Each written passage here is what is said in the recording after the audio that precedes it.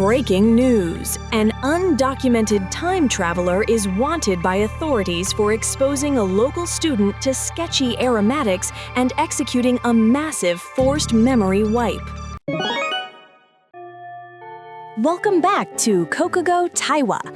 I am your host, MC, and today we are covering Yasutaka Tsutsui's classic youth romance, The Girl Who Leapt Through Time. Look at this gorgeous tribute I drew. This giant, swirling black crayon void, consuming the faceless shadow of the girl, perfectly captures the quiet wabi-sabi of fading memories. Fugo, a magnificent piece of lore, MC Shi, but that chaotic crimson wax-red scribble piercing her head is pure art brute.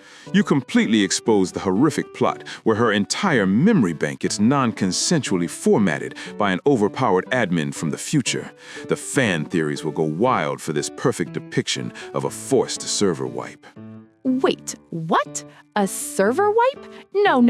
That red line is the warm string of fate. Why do you always have to project your corrupted save data trauma onto my pure traditional art? That is absolute nightmare fuel. Time is up. Let's just start the investigation. Welcome to the investigation phase. In schools, this classic Japanese novel is strictly taught to learn about the infinite possibilities of youth and the poignant beauty of growing up. I am just so incredibly excited to dive into this masterpiece. That is a terribly boring moral reading. In modern gaming terms, this is an absolute god-tier arcade rhythm game masterpiece. The lore theorists will completely lose their minds over this mechanical perfection. Wait, what in the world are you talking about? A VIP cheat code? You are completely ruining a beautiful story. And frankly, walking around in pajamas during a fire just means she has terrible situational awareness. Wake up, pay attention to the traffic, and get 8 hours of proper sleep instead of pulling gotcha rolls all night. Hupo, that is the ultimate reverse harem meta, MC Shi. You have the reliable tutorial NPC, Godo, and the limited banner SSR mystery husbando, Kazuo. The romantic tension alone is enough to make a hardcore whale drop their entire paycheck on gotcha pools. Well, one day in the science lab, she breathes in a mysterious lavender scent from a broken test tube and faints. A few nights later, an earthquake and a massive fire strike her neighborhood. She rushes out in the dark in her pajamas to check on Godo. It is a dramatic, suspenseful test of her selfless spirit. A total high-difficulty survival quest. Her sleep schedule is utterly nerfed by the midnight disaster event, so she enters the morning school commute with a massive stamina debuff. And then the ultimate stage hazard spawns. A massive truck triggers a zero-frame physical collision event right in front of them. Yes, the huge truck rushes right at them, but right before the crash, a miracle of the universe happens. She leaps backwards through time. She wakes up safely in her bed on the previous day, completely unharmed. It is such a profound temporal mystery. A Hakimar. She totally popped a VIP cheat code. That is exactly like failing a nightmare difficulty rhythm game track, and instead of losing your coin, the arcade cabinet forcibly rewinds the song back to the intro. The game developers would permanently ban her account for that exploit. Wait, what in the world are you talking about? A VIP cheat code? You are completely ruining a beautiful story.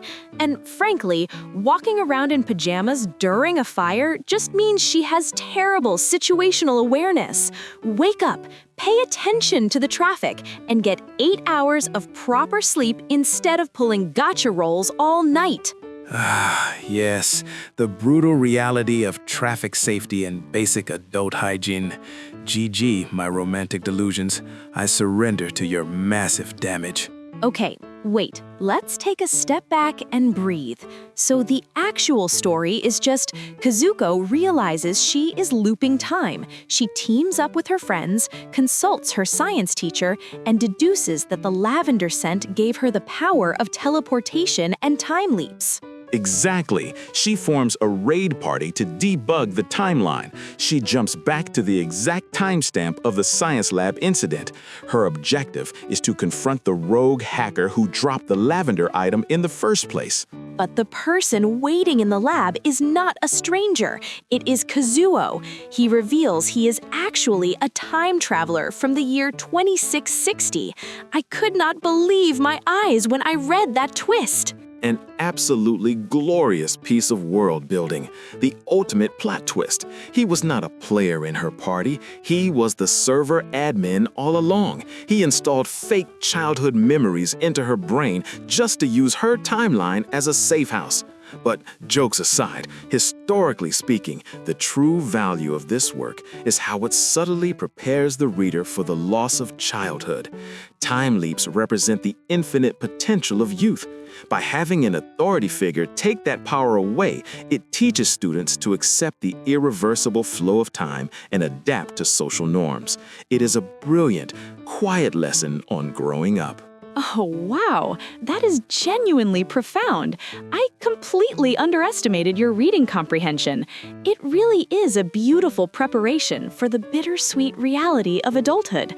I feel a bit bad for yelling at you earlier.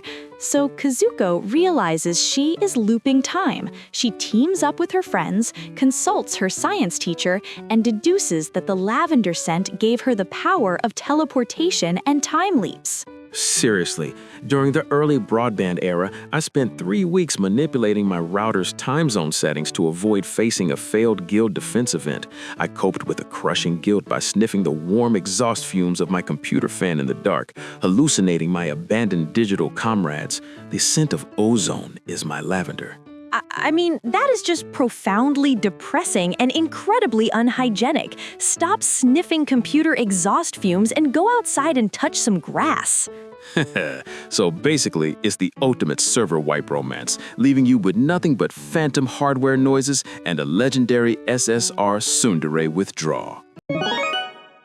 Welcome to the back room. I am lowering my voice because I genuinely need a moment to process this.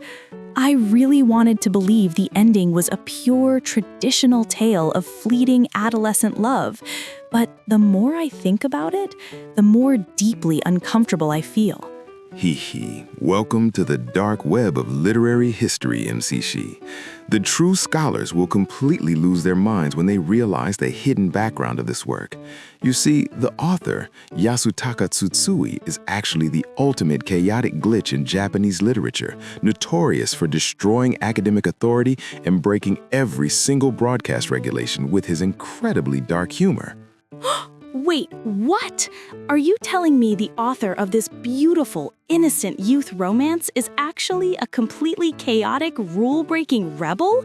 But this was serialized in an incredibly strict, traditional educational magazine for middle schoolers. Exactly. That is the greatest unpatched exploit in publishing history. He wore a wholesome disguise and injected a highly toxic psycho-horror directly into the public education server. Think about it logically. Ken Sogoru illegally drugs a minor with unverified chemicals, uses her as a temporal meat shield, and then performs a non-consensual factory reset on her brain to cover up his own massive compliance violation. Oh my God, I never thought about it like that. He literally drugs her and formats her brain without a signed consent form?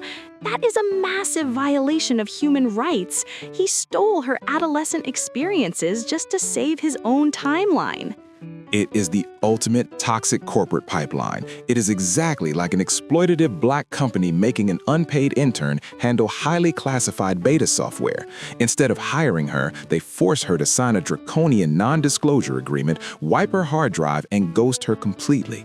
He leaves her with permanent psychological withdrawal symptoms just to dodge accountability. That is absolutely despicable. Ken Soguru is not a romantic prince. He is just a toxic, manipulative coward avoiding responsibility. And you?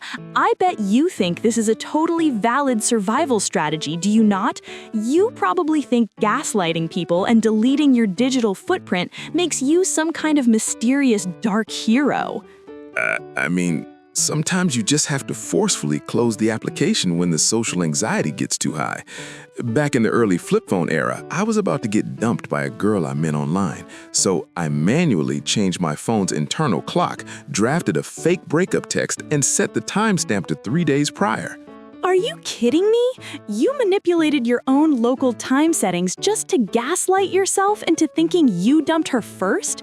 That is the most pathetic, cowardly evasion of emotional growth I have ever heard. No wonder your posture is terrible and your room is filled with empty energy drink cans. Yes, a massive system error in my own logic. You cannot even face a simple rejection without breaking the space-time continuum.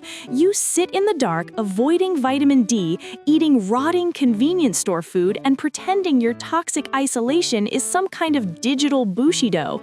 That is not traditional minimalism. You are just broke and running away from reality. HB hitting 0. I just wanted to preserve my fragile ego data, but honestly, when I look at the overflowing draft folder of pathetic apologies I never actually sent, the phantom pain is worse than a permanent hardware ban. Wow, I actually feel incredibly sorry for you right now. My entire idealized vision of pristine Japanese literature has been completely shattered. This is not a story of beautiful, fading wabi-sabi.